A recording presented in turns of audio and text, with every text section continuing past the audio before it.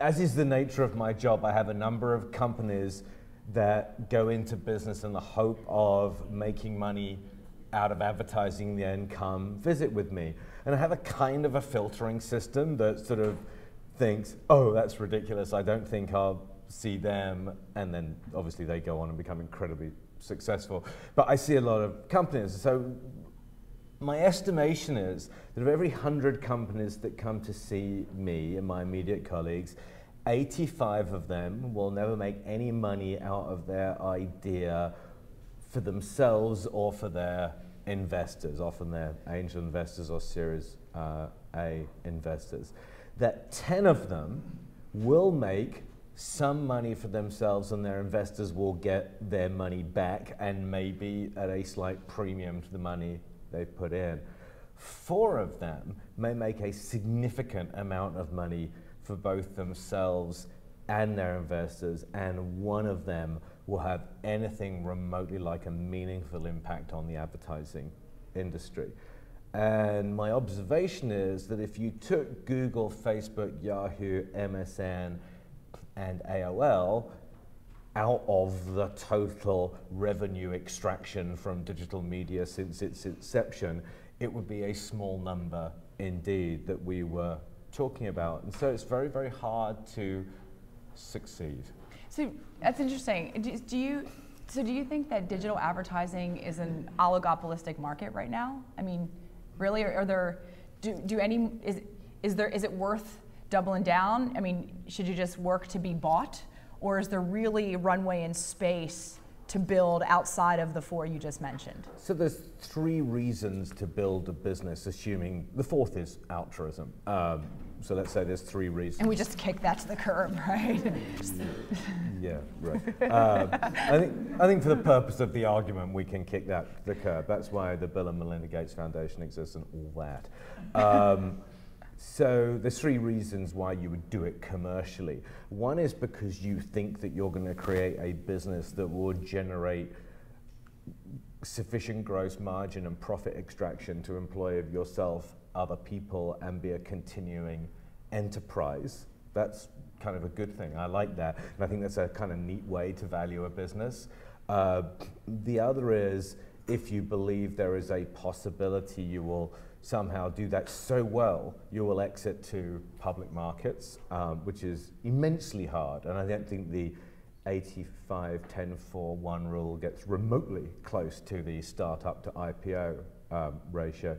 And the third, of course, is to identify, either by design or more often by accident, that you have created something that might be on a fault line of a very established business and therefore lead to you being acquired.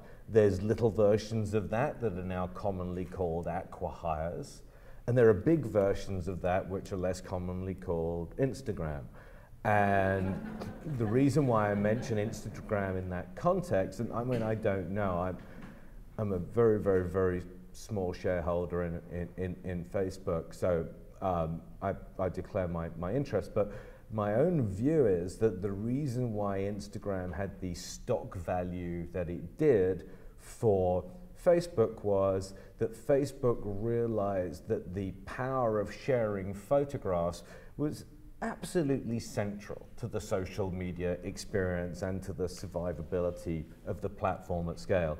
And so to take 0.75% of your market value and nail that to the ground in one go seemed like a pretty sensible transaction. And the same could be true of YouTube. Eric Schmidt said to my boss, actually soon after he bought YouTube, my boss said to him, "Did you really just spend $1.6 billion on that?" And Eric Schmidt said, yes, we did, technically.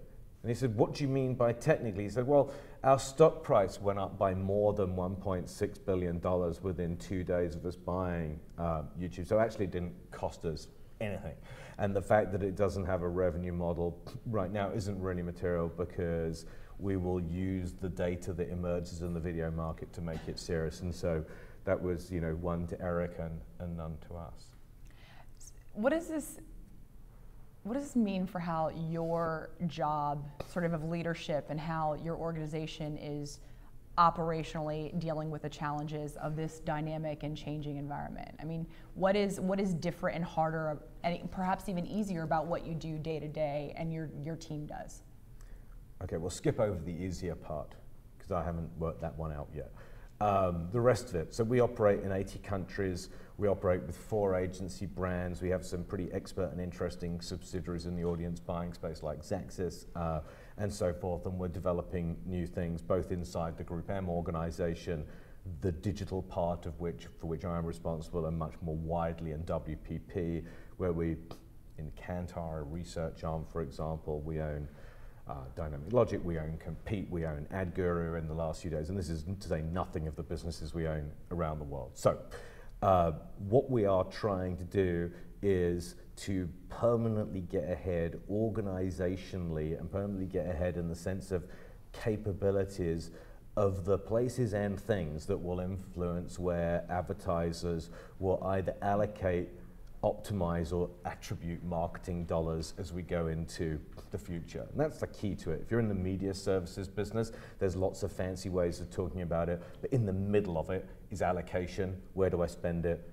In what channels, what geographies, where in the portfolio? There's optimization. Once I've decided where to spend it, how do I squeeze the most value out of it I can? And attribution, how do I re-inform the process to tell us what was done? So all the focus in the business is about building those tools and assets. And some people believe, because of the speed at which venture-backed companies grow and other areas, and also the kind of velocity of which new businesses come to the attention of our clients and ourselves, that there's something kind of elementally glacial about the speed at which a business like ours moves. And we have 21,000 people around the world, which is, a lot. But when I think about it, and I've been with the company for a really, really, really long time, the beginning of the second Clinton term, I think. Oh no, what am I saying? The beginning of the second Reagan term, I joined the company. And when I look at how the business has changed in terms of the number of people, the conversation and the way we approach problems and the tools we have to resolve them in the last 36 months, it's extraordinary. And not as extraordinary in the United States where kind of you'd expect it, but it's extraordinary in Thailand, it's extraordinary in Indonesia, it's extraordinary in Colombia, where we have 140 people doing search, digital analytics, and attribution who are native Colombians. So we deal with it by running incredibly fast. And how do you, I do believe it's a seismic shift, and I think one of the challenging things is that the skill sets, and we talk about this a lot, right, on the agency side of the business, the skill mapping of let's talk about focus on media buying, right? From who mans or womans the trading desk to who's buying television now as it's becoming theoretically more addressable. How's that become approachable? Well, television is a lot more than theoretically more addressable, by the way.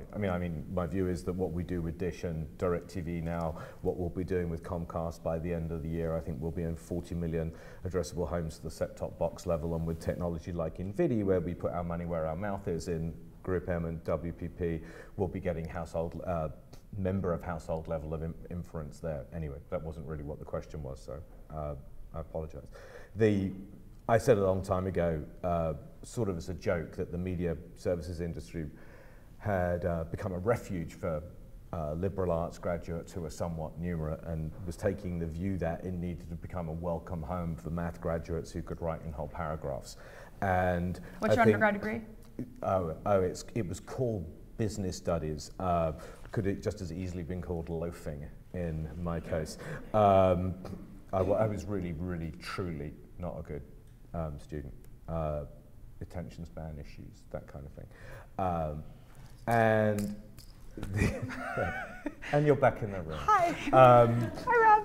So one of the great things about investing in our own tech stack at WPP and at GroupM through Xaxis, through our business science unit, and so forth, is that we have places for people that can do math to come to work. As in, there is something that puts them with a cohort of people that also do math and know that math and analytics has a true value, and they're not just surrounded by people who think they are weird. We are increasing our emphasis on hiring people with those backgrounds. It will not be enough to be a moderately interested, significantly unfocused liberal arts graduate to succeed in the media service industry.